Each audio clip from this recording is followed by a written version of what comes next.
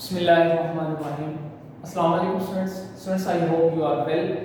हम फिजिक्स पढ़ रहे थे चैप्टर नंबर 1 यानी चैप्टर नंबर 12 सेकंड ईयर का, उसका दूसरा लेक्चर आज हम पढ़ने जा रहे हैं। दूसरा आर्टिकल है जी fields of force. Students, gravitational force और कूलम्ब्स फोर्स यानी इलेक्ट्रोस्टैटिक फोर्स, इससे हमने चार्जेस के दरमियान और मैसेज के दरमियान फोर्स का पता चला लिया। लेकिन आप क्वेश्चन इंसानी दिमाग में कह लें ये उठ रहा था कि भाई ये फोर्सेस एक चार्ज से दूसरे चार्ज की तरफ कैसे ट्रांसफर हो रही है, इनका ओरिजिन क्या है, what is origin of these forces, यानी चार्ज एक दूसरे को इंटरेक्ट क्यों करते हैं, मैसेज एक दूसरे को इंटरेक्ट क्यों करते हैं, what is origin of these forces, और दूसरा कि ये यही फोर्स एक चार्ज से दूसरे चार्ज में कैसे ट्रांसफर होती है, और यही फोर्स एक मैस से दूसरे मैस में कैसे ट्रांसफर होती है। ये दो क्वेश्चन थे, लेकिन जो फर्स्ट क्वेश्चन है जो मैंने बोला कि ये फोर्स, इन फोर्सेस का ओरिजिन कौन सा है, इट इज स्टिल अननोन। तो हमने क्या माना कि ये नेचुरली ऐसे ही है। अगर कोई चीज नेचुरली ऐसे ही हो उसको क्या कहते हैं, हम कहते हैं इंट्रिंसिक प्रॉपर्टी है उसकी। तो हमने क्या कहा कि ये असल में नेचुरली एग्जिस्ट करती हैं फोर्सेस। तो बेसिक फोर्सेस फिर कितनी हुई, बेसिक फोर्सेस हमारे पास आ गई 5। स्टूडेंट्स, पहली फोर्स है ग्रेविटेशनल फोर्स, दूसरी फोर्स है इलेक्ट्रिक फोर्स, और तीसरी फोर्स है magnetic force, weak nuclear force, और लास्ट फोर्स जो है वो स्ट्रॉन्ग न्यूक्लियर फोर्स है। फिर क्या हुआ, इलेक्ट्रिक फोर्स और मैग्नेटिक फोर्स की जो है वो रेनफोर्स की गई, कॉम्बिनेशन हुआ तो एक फोर्स हमारे पास आ गई इलेक्ट्रोमैग्नेटिक फोर्स,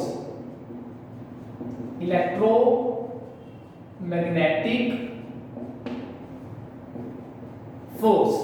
तो आप फोर्सेस कितनी टहरी, ग्रेविटेशनल फोर्स पहली, इलेक्ट्रिक फोर्स दूसरी, इलेक्ट्रोमैग्नेटिक फोर्स होगी दूसरी, और वीक न्यूक्लियर फोर्स तीसरी, और स्ट्रॉन्ग न्यूक्लियर फोर्स चौथी। तो अब हम क्या मानकर चलते हैं कि बेसिक जो फोर्सेस हैं वो कितनी हैं, चार बेसिक फोर्सेस हैं। और उसके बाद इसी चीज को समझने के लिए कि इनकी ट्रांसफॉर्मेशन कैसे है, यानी ये फोर्स जो है एक चार्ज से दूसरे चार्ज में कैसे ट्रांसफर होती है। तो इनकी इस बात को समझने के लिए माइकल फैराडे ने एक थ्योरी पेश की। उस थ्योरी के मुताबिक students, it is a intrinsic property of a nature, कि ये कुदरत की तरफ से ऐसा ही होता आ रहा है, that an electric field exist in a space around the electric charge.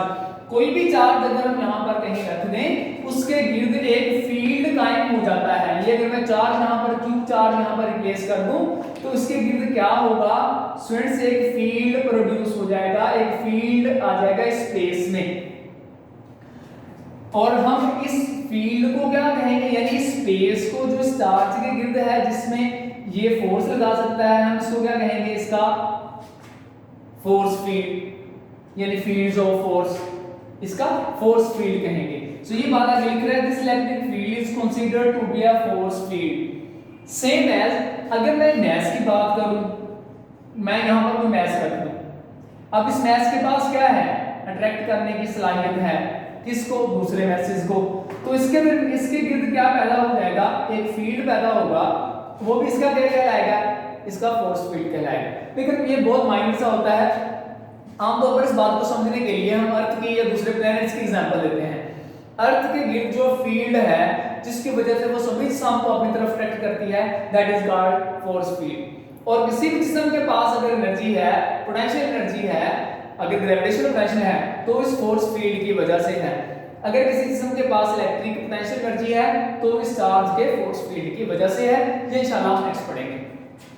ये माइकल फैराडे ने थ्योरी पेश की।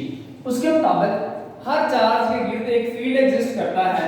मिसाल के तौर पर यहां पर हम मान लें एक चार्ज एग्जिस्ट कर रहा है और इसके गिर्द एक फील्ड है, और इस फील्ड की एग्जिस्टेंस चेक करने के लिए कि फील्ड अगर है तो कहां तक है, हम एक टेस्ट चार्ज लेकर आते हैं, यानी एक यूनिट पॉजिटिव चार्ज जो कि Q0 है, एक जिसको टेस्ट चार्ज के तौर पर हम मानते हैं। सो टेस्ट चार्ज के बगैर हम इस फील्ड को चेक नहीं कर सकते, याद रखना है आपने। हम टेस्ट चार्ज जो है जो कि यूनिट पॉजिटिव चार्ज है वो इस चार्ज के करीब लेकर आते हैं, वो क्या बता देता है हमें, वो इसके गिर्द फील्ड जो है वो बता देता है। मिसाल के तौर पर अगर हम यहाँ पर फील्ड को समझना चाहें तो कैसे समझेंगे, मैं यहाँ पर बहुत सारे छोटे छोटे डॉट्स लगा देता हूँ इस चार्ज के गिर्द, ये इस तरह। लेकिन जैसे जैसे अगर मैं इससे चार्ज से दूर हटता चला जाऊं तो ये डॉट्स क्या होते जाएंगे, कम होते चले जाएंगे, ये कुछ नहीं। और अगर ये positive charge, unit positive charge जो कि टेस्ट चार्ज है, इसके गिर्द में बात करूं तो इसके गिर्द मैंने भी यहाँ पर बहुत सारे डॉट लगा दिए, लेकिन जैसे जैसे दूर हटते चले जाएंगे ये डॉट क्या होते जाएंगे, कम होते चले जाएंगे। इससे हम समझ सकते हैं, यानी डेंसिटी ऑफ डॉट, यहाँ पर एक पॉइंट लिख सकते हैं कि density of dots is proportional to strength of electric field।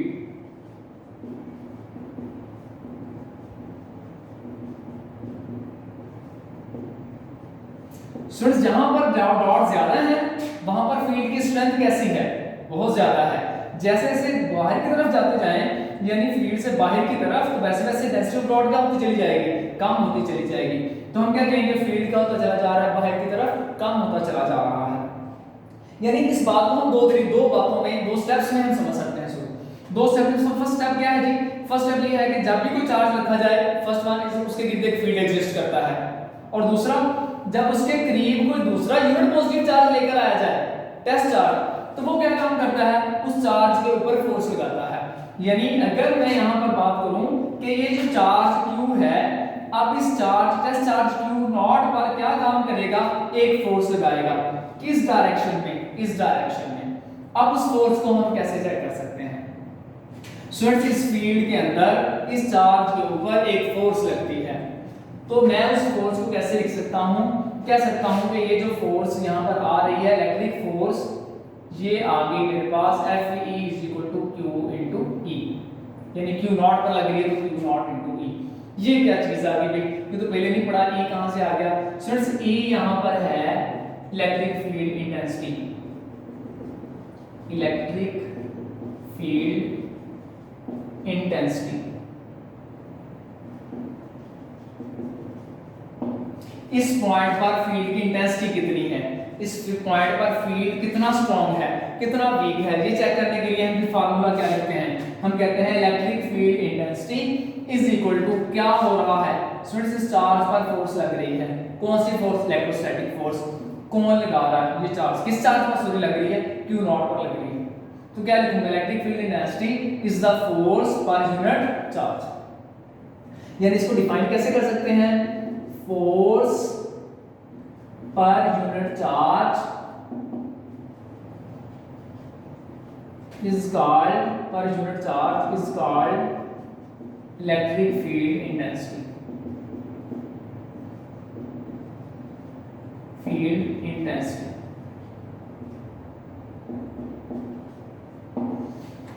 Students, electric field intensity is also a vector quantity, और इलेक्ट्रिक फोर्स भी is also a vector quantity. Charge क्या है, चार्ज एक स्केलर क्वांटिटी है। अगर इलेक्ट्रिक फोर्स एक vector quantity है तो अब ये जो नई टर्म हमारे पास आई है जो कि फील्ड की स्ट्रेंथ बताती है किसी पॉइंट पर, उसकी डायरेक्शन किस तरफ होगी। स्टूडेंट्स इलेक्ट्रिक फोर्स में याद रखें, यानी इलेक्ट्रोस्टैटिक में ये बात याद रखें, मैग्नेटिज्म के लिए ये बात नहीं है, ये भी याद रखनी है। इलेक्ट्रिक फील्ड के लिए, इलेक्ट्रोस्टैटिक्स के लिए क्या बात जी, कि जिस डायरेक्शन में इलेक्ट्रोस्टैटिक फोर्स लग रही होगी उसी डायरेक्शन में क्या होगा, फील्ड होगा, यानी इलेक्ट्रिक फील्ड होगा। असल में क्या बात है, असल में बात ये है कि इलेक्ट्रिक फील्ड क्या है, असल में इसको हम यूं समझ सकते हैं, electric field is actually the measurement of electrostatic force. Electrostatic force उस चार्ज पर कितनी लग रही है, इसकी मेजरमेंट क्या है, इलेक्ट्रिक फील्ड है। तो इलेक्ट्रिक फील्ड का अगर हम यूनिट चेक करें तो फोर्स का यूनिट आपके पास आता है, स्टूडेंट्स फोर्स का यूनिट आपके पास आता है न्यूटन, और चार्ज का यूनिट आपके पास आता है कूलम, तो ये आ जाएगा यूनिट आपके पास न्यूटन कूलम। स्टूडेंट्स क्वांटिटी कैसी है ये भी आप याद रखें, it is a vector quantity. अगर ये वेक्टर क्वांटिटी है तो डायरेक्शन किस तरफ होगी, is along the direction of force. Electric field की डायरेक्शन किस तरफ होगी, direction of force, is along the direction of force. कौन सी force, electric force.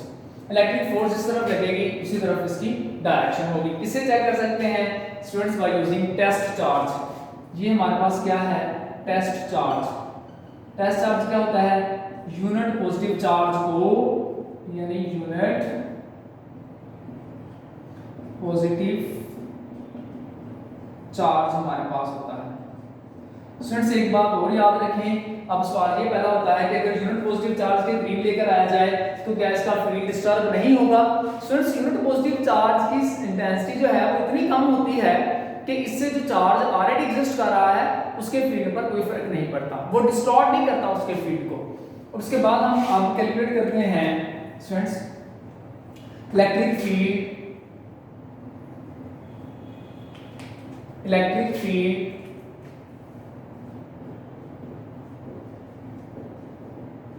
Due two point charge, electric field due two point charge.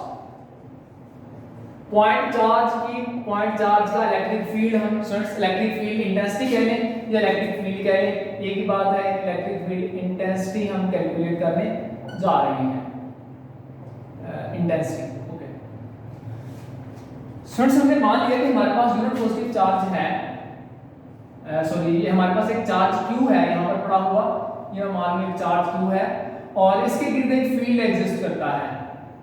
यहाँ पर dots बना देते हैं। ओके तो इसके नज़दीक मैं यहाँ पर Q चार्ज लिख दूँ, इसके नज़दीक बहुत सारे इसके गिर्द डॉट्स बना देता हूँ जो कि क्या रिप्रेजेंट करते हैं, फील्ड की इंटेंसिटी को शो करते हैं। कौन सा चार्ज रखा हुआ है, चार्ज यहाँ पर हमने ये चार्ज जो है ये Q रखा हुआ है और इसके करीब हम कौन सा चार्ज लेकर आए स्टूडेंट्स, इसके करीब हम unit positive charge test charge लेकर आए Q नॉट, ये हम यहाँ पर इसके करीब टेस्ट चार्ज लेकर आए। तो डेंसिटी ऑफ डॉट याद रखें is proportional to strength of field, जितना ज्यादा डेंसिटी ऑफ डॉट होगी उतनी ज्यादा फील्ड की वहां पर स्ट्रेंथ होगी। तो अब इस चार्ज पर फोर्स लगेगी किस डायरेक्शन में, इस डायरेक्शन में, तो फील्ड की डायरेक्शन किस तरफ होगी, इसी डायरेक्शन में होगी। तो इस डायरेक्शन में जो इस पर फोर्स लग रही है तो स्टूडेंट्स कौन सा लॉ इस्तेमाल करेंगे, ऑब्वियसली हम कूलम्स लॉ हम इस फोर्स के मेजरमेंट के लिए इस्तेमाल करेंगे। So force according to Coulomb's law, मुझे लिखना चाहिए according to Coulomb's law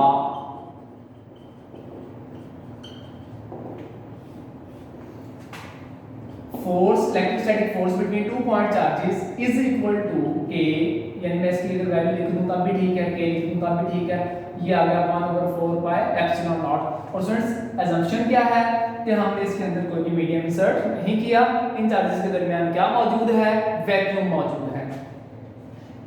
Q1 sorry यहाँ पर चार्ज Q0 ओवर सेपरेशन मान लें यहाँ पर R है तो ये आ गई सेपरेशन R स्पेस इस लॉ के मुताबिक F is equal to 1/4 by epsilon naught Q naught over R square। Students हमने क्या कैलकुलेट करना है यहाँ पर electric field intensity due to a point charge. Students अभी हमने रिलेशन पढ़ा इलेक्ट्रिक फील्ड इंटेंसिटी का, ये आपके पास पड़ा हुआ है रिलेशन, तो इसको इस्तेमाल करेंगे। We know that electric field intensity